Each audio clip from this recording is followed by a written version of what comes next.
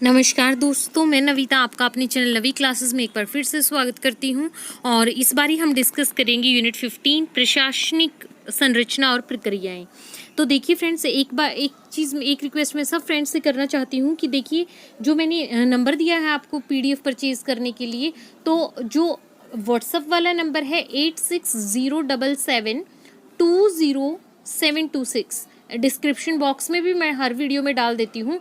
तो वो नंबर है जहाँ पर आपको व्हाट्सअप करना है और जहाँ पर वहीं पर आपको पीडीएफ मिलेगी। और जो पेमेंट के लिए दूसरा नंबर है, तो उस पर आप टेक्स्ट ना करें, क्योंकि पीडीएफ आपको इस नंबर पर जो मैं दे रही हूँ डिस्क्रिप्शन में, वहीं पर आपको पीडीएफ मिलेगी।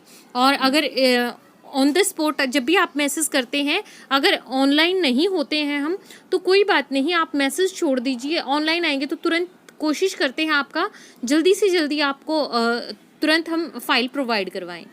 तो चलिए डिस्कशन स्टार्ट करते हैं यूनिट 15 का। पहला प्रश्न है कि मुख्य कार्यकारी के बारे में निम्नलिखित में से कौन सा कथन सही नहीं है। आपको जो गलत कथन है मतलब वो चुनना है कि चीफ एग्जीक्यूटिव के रिगार्डिंग। इस यूनिट में सारे प्रश्न जो हैं वो इसी तरह से आएंगे, क्योंकि यूनिट का क्या नाम है, एडमिनिस्ट्रेटिव स्ट्रक्चर एंड प्रोसेसेस। तो एडमिनिस्ट्रेशन से, प्रशासन से संबंधित है ये। तो पहले प्रश्न में आपको बताना था मुख्य कार्यकारी यानी चीफ एग्जीक्यूटिव के संबंध में कौन सा कथन जो है वो सही नहीं है। तो देखते हैं क्या क्या है। पहला विकल्प है कि मुख्य कार्यकारी विभिन्न विधायिक, कार्यकारी और न्यायिक कार्य करता है। विकल्प दूसरा कहता है कि मुख्य कार्यकारी प्रशासनिक नीति के निर्माण में शामिल है। तीसरा विकल्प कहता है कि मुख्य कार्यकारी किसी संगठन में नेतृत्व प्रदान नहीं करता है। चौथा विकल्प है कि मुख्य कार्यकारी अपनी कुछ शक्तियों को लाइन और स्टाफ एजेंसियों को सौंपता है। तो देखिए, जो इसका करेक्ट आंसर हो जाएगा वो है आपका विकल्प सी, मुख्य कार्यकारी किसी संगठन में नेतृत्व प्रदान नहीं करता, क्योंकि ये नेतृत्व किसी ऑर्गेनाइजेशन में ये लीडरशिप नहीं प्रदान करता। तो ये तो इसके रिगार्डिंग सही नहीं है, क्योंकि चीफ एग्जीक्यूटिव जो है वो अपनी लीडरशिप प्रोवाइड करता है। और बाकी के जो पॉइंट्स थे कि लेजिस्लेटिव, एग्जीक्यूटिव और जुडिशियल फंक्शंस, सभी में जो है वो चीफ एग्जीक्यूटिव परफॉर्म करता है। और उसके पास स्टाफ एजेंसीज, लाइन एजेंसीज, सबकी जो पावर्स होती हैं उसके हाथ में होती हैं, वो पावर डिवाइड करता है। और एडमिनिस्ट्रेटिव पॉलिसी कोई भी बनती है उसके निर्माण में, उसकी फॉर्मेशन में जो है चीफ एग्जीक्यूटिव का मेन रोल होता है। बढ़ते हैं अगले प्रश्न की तरफ। देखते हैं प्रश्न नंबर 2 क्या है। निम्नलिखित में से किसने सार्वजनिक प्रशासन को कानून का विस्तृत और व्यवस्थित अनुप्रयोग कहा है। कानून का प्रत्येक अनुप्रयोग प्रशासन का एक कार्य है। देखो, आपको इस क्वेश्चन में बताना है कि जो भी पब्लिक एडमिनिस्ट्रेशन है, किसके अनुसार जो है, किसने ये कहा है कि पब्लिक एडमिनिस्ट्रेशन जो है वो डिटेल्ड और सिस्टमेटिक एप्लीकेशन ऑफ लॉ है। और हर एप्लीकेशन ऑफ लॉ जो है वो एडमिनिस्ट्रेशन का ही एक्ट होता है, एडमिनिस्ट्रेशन का, प्रशासन का ही वो कार्य होता है। कोई भी लॉ का कोई भी प्रयोग अगर आप कहीं भी करते हैं कानून का, तो अनुप्रयोग उसका जो है प्रशासन के एक कार्य में आता है। तो 4 विकल्प आपके पास है फिर से, Karl Marx, Woodrow Wilson, Dimock या जेबी कृपलानी। तो इसका सही आंसर जो हो जाएगा ये आपका हो जाएगा वुड्रो विल्सन। तो देखिए, प्रश्न किस तरह से एग्जाम में आ सकता है, या तो इस तरह से कि आपको डेफिनेशन दी जाए और आपसे पूछा जाए कि ये किसने दी है, या फिर आपको ऊपर वुड्रो विल्सन के अनुसार और नीचे कुछ डेफिनेशन दे दी जाए कि इनमें से बताइए कि कौन सा जो है पब्लिक एडमिनिस्ट्रेशन के बारे में कौन सी डेफिनेशन जो है वो वुड्रो विल्सन ने दी है। तो इस तरह से आपसे क्वेश्चन पूछा जा सकता है। प्रश्न नंबर 3 है, डैश संसदीय और राष्ट्रपति प्रकार के बुनियादी सिद्धांतों के मिश्रण का प्रतिनिधित्व करता है। इसमें प्रश्न नंबर 3 में आपको बताना है कि डैश जो है, आपको बताना है क्या इस रिक्त स्थान में आएगा, which represent a mixture of basic principles, जो कि बेसिक प्रिंसिपल हैं, बुनियादी सिद्धांत जो हैं पार्लियामेंट्री और प्रेसिडेंशियल टाइप्स की। तो इनका मिक्सचर जो होगा उसको क्या कहेंगे। तो ऑप्शन ए है कॉलेजियम कार्यकारी, यानी कि कॉलेजियल एग्जीक्यूटिव आप इसे कह सकते हैं। ऑप्शन बी है निरस्त कार्यपालिका, यानी कि डिसजॉइंट एग्जीक्यूटिव। ऑप्शन सी है एक वचन या एकल आप इसको बोल सकते हैं। एकल शब्द यहाँ पर ज़्यादा स्टेबल है। एकल कार्यकारी, एकल। ऑप्शन डी उपरोक्त में से कोई नहीं। तो सही जवाब इसका जो हो जाएगा वो है आपका ऑप्शन ए, कॉलेजियल एग्जीक्यूटिव। कॉलेजियल जो कार्यकारी है वो क्या दर्शाती है आपका, जो भी संसदीय पार्लियामेंट्री और जो भी प्रेसिडेंशियल जो अफेयर्स होते हैं, प्रेसिडेंशियल टाइप्स होते हैं, उन दोनों के प्रिंसिपल्स का, उन दोनों के सिद्धांत का जो मिक्सचर होगा, इन दोनों को मिलकर बनेगा, वो क्या होगा, कॉलेजियल एग्जीक्यूटिव। बढ़ते हैं प्रश्न नंबर 4 की तरफ। डैश राज्य स्तर पर राजनीतिक प्रमुख है और डैश प्रशासन प्रमुख है। आपको बताना है कि राज्य स्तर पर राजनीतिक प्रमुख कौन है और प्रशासन प्रमुख कौन है, यानी कि पॉलिटिकल हेड जो होता है स्टेट लेवल पर वो कौन होता है और एडमिनिस्ट्रेटिव हेड कौन होता है। तो आपको दिए गए विकल्पों में से ही चुनना है और बताना है कि पहले विकल्प में क्या आएगा और दूसरे में क्या।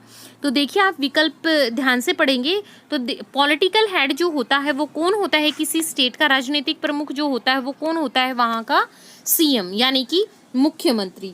और जो भी वहाँ का प्रशासन प्रमुख होता है वो कौन होता है, एडमिनिस्ट्रेटिव हेड जो होता है किसी भी स्टेट का, वो होता है आपका चीफ सेक्रेटरी यानी कि मुख्य सचिव।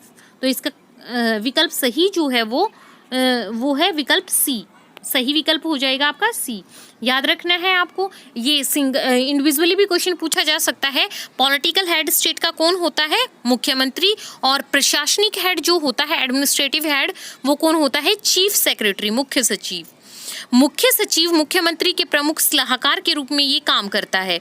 मंत्रिमंडलों की बैठक के लिए जो एजेंडा तैयार होता है, बैठकों की व्यवस्था करना, कार्यवाही के रिकॉर्ड रखना, ये सब कार्य जो होता है वो आपका मुख्य सचिव का कार्य होता है, यानी कि चीफ सेक्रेटरी जो है, क्योंकि वो एडमिनिस्ट्रेटिव हेड होगा और उसको ही सारे कार्य जो भी कार्यकारी है उसका लेखा जोखा रखना होता है। प्रश्न नंबर 5 है, फिनर और कुछ विचारकों का मानना है कि स्टाफ एजेंसियों में शामिल है। इसमें आपको बताना है कि स्टाफ एजेंसियों में इनमें से क्या शामिल है। 4 विकल्प आपको दिए गए हैं, सामान्य एजेंसियां, तकनीकी एजेंसियां, सहायक एजेंसियां या उपरोक्त सभी। तो करेक्ट आंसर जो है वो है आपका ऑप्शन डी, उपरोक्त सभी। जो भी स्टाफ एजेंसीज होती हैं उनमें क्या क्या आता है आपका, जर्नल एजेंसी, सामान्य एजेंसियां, और फिर टेक्निकल एजेंसीज आपकी तकनीकी, सहायक एजेंसीज। तो ये जो है सारी की सारी एजेंसीज जो हैं ऑक्सिलरी एजेंसी, सहायक को क्या बोलेंगे, ऑक्सिलरी एजेंसी। तो आप याद रखिएगा कि जर्नल, टेक्निकल और ऑक्सिलरी इंडस्ट्रीज ये सब जो हैं किसके अंडर आती हैं, ये सब सारी एजेंसीज स्टाफ एजेंसीज के तहत ही आती हैं। प्रश्न नंबर 6 है कि प्रधानमंत्री सचिवालय किसका एक उदाहरण है, कि जो भी प्राइम मिनिस्टर का सेक्रेटरीट है, प्राइम मिनिस्टर सेक्रेटरीट, वो इनमें से किसका एक एग्जाम्पल है, line agency, journal agency, technical agency या सहायक यानी ऑक्सिलरी एजेंसी। तो इसका करेक्ट आंसर हो जाएगा आपका सामान्य एजेंसी। तो देखिए, कोई प्रश्न को इस तरीके से भी पूछा जा सकता है कि सामान्य एजेंसी यानी जर्नल एजेंसी का आप कोई एक एग्जाम्पल बताओ, और एग्जाम्पल में आपके 3 डिफरेंट दे देगा और एक जो है वो ये भी डाल देगा प्रधानमंत्री सचिवालय, प्राइम मिनिस्टर सेक्रेटरीट। तो आपको ये पिक करना है कि ये किसका एग्जाम्पल है, प्रधानमंत्री सचिवालय, सामान्य एजेंसी का। बढ़ते हैं अगले प्रश्न की तरफ, जो कि है प्रश्न नंबर 7। डैश प्रशासनिक प्रक्रिया में वांछित परिणाम प्राप्त करने के लिए पहली और महत्वपूर्ण गतिविधि है। इसमें आपको बताना है कि कोई भी एडमिनिस्ट्रेटिव प्रोसेस है उसमें आप चाहते हैं कि अच्छी उपलब्धियां उसमें हासिल हों, तो डिज़ायरस जो भी रिजल्ट्स हैं, डिज़ायर्ड रिजल्ट्स हैं, वो उसमें अचीव हों। तो उसके लिए पहली और सबसे फॉरमोस्ट एक्टिविटी जो होगी वो क्या है, मतलब सबसे पहले किस चीज़ पर ध्यान देना चाहिए। और 4 विकल्प आपके पास है। पहला है योजना यानी प्लानिंग, ऑप्शन बी है बजटिंग, ऑप्शन सी है रिपोर्टिंग और ऑप्शन डी है स्टाफिंग। तो इसका करेक्ट आंसर जो हो जाएगा वो है आपका ऑप्शन ए, योजना। तो देखिए, कोई भी कार्य आप करने चलते हैं तो उसका सबसे पहले आपके पास उसका प्लान लेआउट होना चाहिए। प्लानिंग के तहत ही किया गया कार्य जो है वो सक्सेसफुल होता है। तो प्लानिंग जो है वो सबसे फॉरमोस्ट एक्टिविटी होती है, सबसे प्राइम एक्टिविटी होती है एडमिनिस्ट्रेटिव में भी, एडमिनिस्ट्रेटिव प्रोसेस में भी। प्रश्न नंबर 8 है, देखिए आपको ये एक एक्रोनियम दिया गया है POSD, इसको पोस्ट कॉर्प से भी पढ़ सकते हैं, कि प्रसिद्ध परिचय में किसने व्यवस्थापक के कर्तव्यों की निंदा की है। इसमें आपको बताना है प्रश्न 8 में कि किसने जो है जो एडमिनिस्ट्रेटिव की ड्यूटीज़ होती हैं उनको कंडेंस किया है, उनकी निंदा इसमें की गई है पोस्ट कॉर्प इसमें एक्रोनियम में। तो इनमें से आपको बताना है कि कौन से वो समाजशास्त्री हैं। 4 विकल्प हैं आपके पास, Woodrow Wilson, Peter Drucker, Luther Gulick या साइमन। तो करेक्ट आंसर जो है वो है आपका लूथर गुलिक। लूथर गुलिक ने जो है इसमें उनके कर्तव्यों को कंडेंस किया है, एडमिनिस्ट्रेटिव के कर्तव्यों को। और देखिए इम्पॉर्टेंट चीज़ जो पहले भी एग्ज़ाम में आई है और आप से मैं फिर बोल रही हूँ कि इस बारी भी होप है कि यहाँ से क्वेश्चन ज़रूर बने, कि पोस्ट कॉर्प जो है इसकी आपसे फुल फॉर्म आपको याद रखनी है। इसमें से हर लेटर में से क्वेश्चन बन सकता है कि पी से इसमें क्या होता है, ओ से क्या होता है, एस से क्या होता है। तो आपको याद रखना है इसमें पी से क्या बनता है, प्लानिंग यानी कि योजना, ओ से क्या बनता है, ऑर्गेनाइजिंग यानी कि आयोजन, एस से क्या बनता है, स्टाफिंग, डी से क्या बनता है, डायरेक्शन यानी निर्देशन, सीओ से क्या बनता है, समन्वय, सीओ से क्या बनता है आपका, कोऑर्डिनेटिंग, आर से रिपोर्टिंग और बी से बजटिंग। तो इसकी आप फुल फॉर्म याद कर लें। इस परिचय में प्रत्येक अक्षर एक विशिष्ट गतिविधि या प्रशासनिक प्रक्रिया को दर्शाता है। इसको आप अच्छे से याद कर लें क्योंकि यहाँ से बहुत लाजमी है क्वेश्चन बनना। कोई किसी भी जो है लेटर पर आपसे पूछा जा सकता है या पूरा भी पूछा जा सकता है। बढ़ते हैं प्रश्न नंबर 9 की तरफ। कार्य विभाजन पोस्ट कॉर्प में निम्नलिखित कार्यों में से किसके अंतर्गत आता है। तो देखिए अब आएंगी आपकी एक्टिविटीज़।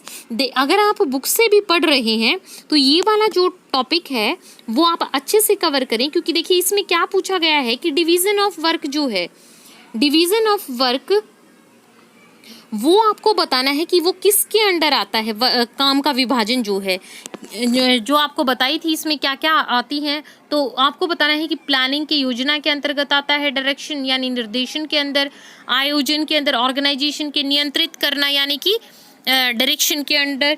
आपको बताना है कि वो किसके अंडर जो है नियंत्रित करना मतलब कंट्रोलिंग के अंडर। तो आपको बताना है कि इसमें से किसके अंतर्गत आता है कार्य विभाजन। तो देखिए डिवीज़न कार्य विभाजन यानी कि इंग्लिश वाले जो स्टूडेंट्स हैं, वैसे तो मैंने इंग्लिश में सारी की सारी प्लेलिस्ट सारे चैप्टर डाले हुए हैं, आप वहीं से चेक कीजिए। लेकिन यहाँ पर भी बता दूं कि डिवीज़न ऑफ वर्क जो है वो किसके अंडर आएगा, आयोजन के अंडर।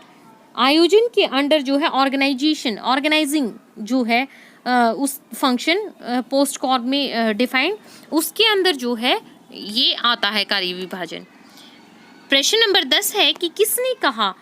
आपको बताना है कि ये कथन किसका है, जो कि प्रश्न नंबर 10 में दिया गया है कि प्रशासन की कला लोक प्रशासन के कुछ उद्देश्य या उद्देश्य को प्राप्त करने के लिए कई व्यक्तियों की दिशा, समन्वय और नियंत्रण है।